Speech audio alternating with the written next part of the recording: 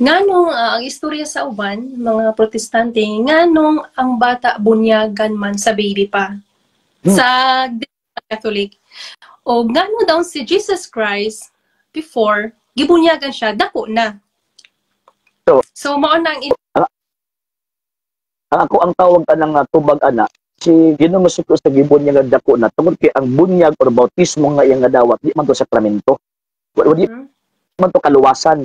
So to bunyag man ko sa gitawag og paginulusan, nagpabunyagan isa bisag wala siya dapat inulusulan. Kay para ihalang i-fulfill ang iyang mission kay sa mga Hudyo magut ilabi na particularly sa kining kanang sekta nga mga Nazaryo, dili man ka pwede nga tawag ining maghimo sa imong misyon kung dili ka mo agi og bautismo.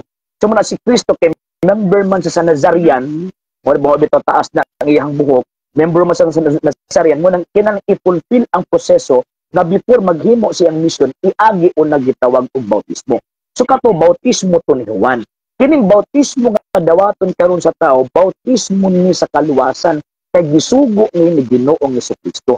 Unya ang kaluwasan, 1 Timothy chapter 2 verse 4, sumala pa ni San Pablo, kay buot sa Dios ang tanang tao maluwas ug masayod sa gitawag og kamatuoran.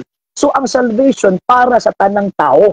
Mo bitaw si Kristo mingon St. Matthew chapter 28 verse 19, panlakaw kamo sa tanang katawan sa tibuok kalibutan. Kay ang purpose niya is ang tanang tao maluwas. Na unsa may nag-compose anak nga tao karang word nga tao.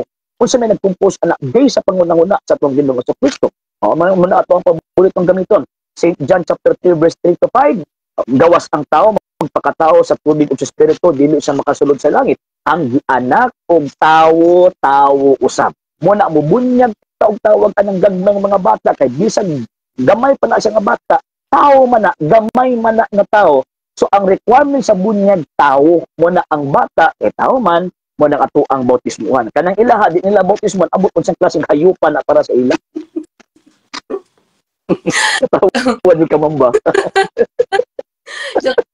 Ako ko katong sa isa ka isday nga na akong natanawan sa debate ba. Kung bata dili tawo unsa di na siya.